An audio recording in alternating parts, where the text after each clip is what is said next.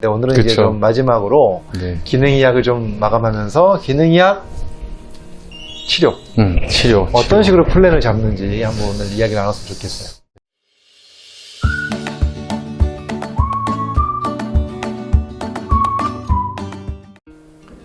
안녕하세요. 닥터지안TV의 이동환입니다.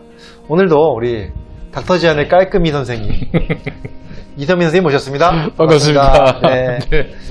지금까지 이제 시리즈로 기능의학 검진에 대한 설명을 해주셨는데 오늘은 이제 그쵸. 좀 마지막으로 네. 기능의학을 좀 마감하면서 기능의학 치료 치료. 어떤 식으로 플랜을 잡는지 한번 오늘 이야기 나눴으면 좋겠어요. 네.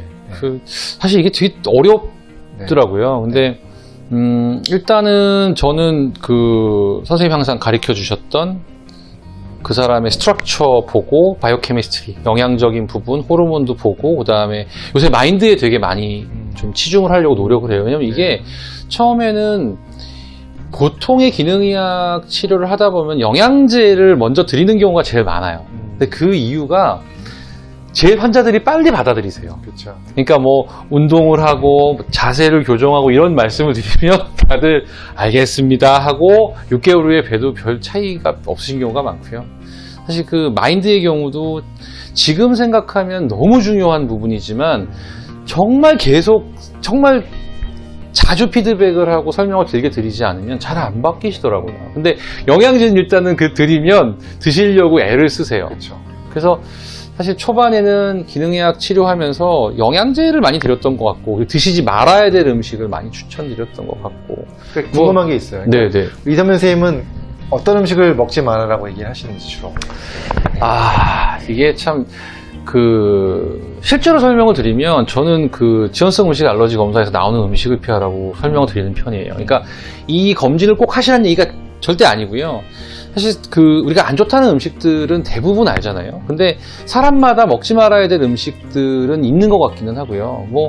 물론 이런 비유도 드려요. 그러니까 우리가 느린 대사형의 어떤 체질을 갖고 계신 분들한테는 지방 섭취를 줄이시게 하죠. 이런 분들 지방 많이 드시게 하면요. 굉장히 깔아앉는 경우들도 있고.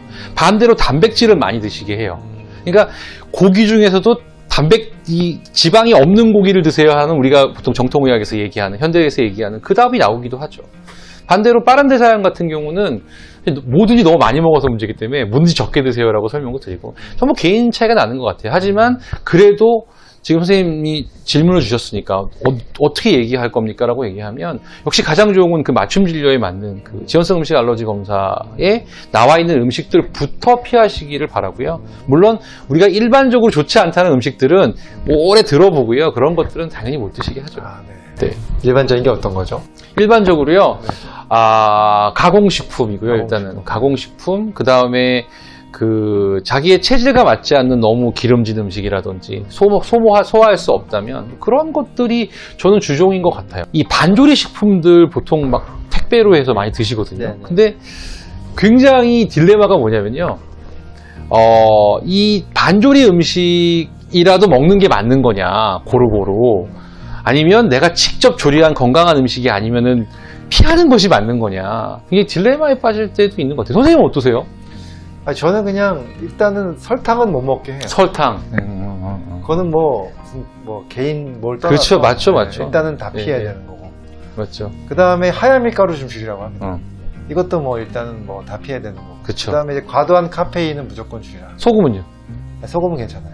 소금은 괜찮다. 네, 소금은 사람마다 다른 거라서. 그리고 그쵸, 너무 그쵸. 저염식이 오히려 사망률을 올린다는 연구도 많이 있기 그쵸, 때문에 그쵸. 저염식을 너무 강조할 필요는 없는데 근데 일단은 꼭 피해야 될 거. 만성 피로나 힘든 분들은 설탕, 밀가루는 좀 가능하면 잘 맞아요. 그거는 어디든지 다 통용되는 것 같고. 맞아요. 네. 심지어 또 설탕을 너무 조리를 많이 하면 또 뭐라고 그러죠? 당독소라 그러나요? 네, 당독소도 많이 생길 수 있고 안 좋죠. 네. 하여튼 그다음에 이제 영양제를 여러 가지를 드셔야죠. 그렇죠. 그러면서 맞아요. 네. 그래서 저는 요즘의 트렌드는 영양의 밸런스를 갖춘 음식이라면 조금 가공된 음식이나 왜 배달 음식 요새 많이 드시잖아요. 그래서 계속 그런 질문을 많이 받아요. 배달 음식 먹어도 돼요? 아니 당연히 집에서 조리하는 음식이 좋습니다. 그거 누가 모르겠어요. 근데 배달 음식 한 번쯤 안 드실 수 없는 환경이 있으니까 저는 그렇게 말씀드려요. 배달 음식 뭐 좋다고 말씀은 못 드리겠습니다. 하지만 드셔야 된다면 기왕이면 배달 음식 중에서도 좀 다양한 영양소를 품고 있는 그런 배달 음식을 좀 시켜 드세요라는 이야기들을 많이 하게 되더라고요. 사실 맞아요. 설탕도 그렇고 밀가루도 그렇고 뭐 안 좋은 음식을 전혀 안 먹고 살 수는 없잖아요. 예, 근데 그 대신에 좀 덜 먹다가 맞아요. 뭐 한 번, 두 번, 일주일에 한두 번 먹는 거 뭐 어떻게 하겠습니까? 그렇게 밸런스 맞춰 나가는 거라고 생각하고 그 대신에 또 좋은 영양소들 잘 챙겨가지고 같이 밸런스를 맞추는 게 좋겠다 좀 생각을 하고요. 그 다음에 이제 음식 말고 그다음에 스트레스 관리에 대해서 굉장히 많이 힘들죠. 맞아요. 근데 이게 스트레스를 관리하는 방법들이 굉장히 다양하잖아요. 뭐 무슨 뭐 요새 여행 가기가 좀 어렵죠. 근데 이제 뭐 명상을 하시는 분도 있고 운동을 하시는 분도 있고 영화를 보시는 것도 있고 제일 중요한 거는 이 스트레스 관리는요. 내가 좋아하는 걸 찾는 것 같아요. 근데 그 내가 좋아하는 거를 찾기가 생각보다 어렵다고 생각해요. 그러니까 누가 하니까 따라서 뭐 골프 치시고 따라서 여행 가시고 따라서 뭐 취미 활동을 하시게 되는데 진짜로 내가 좋아하는 게 뭔지를 좀 진지하게 생각하셔갖고 내가 할 때 너무 즐거운 어떤 그런 것들을 좀 찾으시는 게 즐거운 시간을 갖죠. 그렇죠. 그게 제일 중요하다고 보여지고요.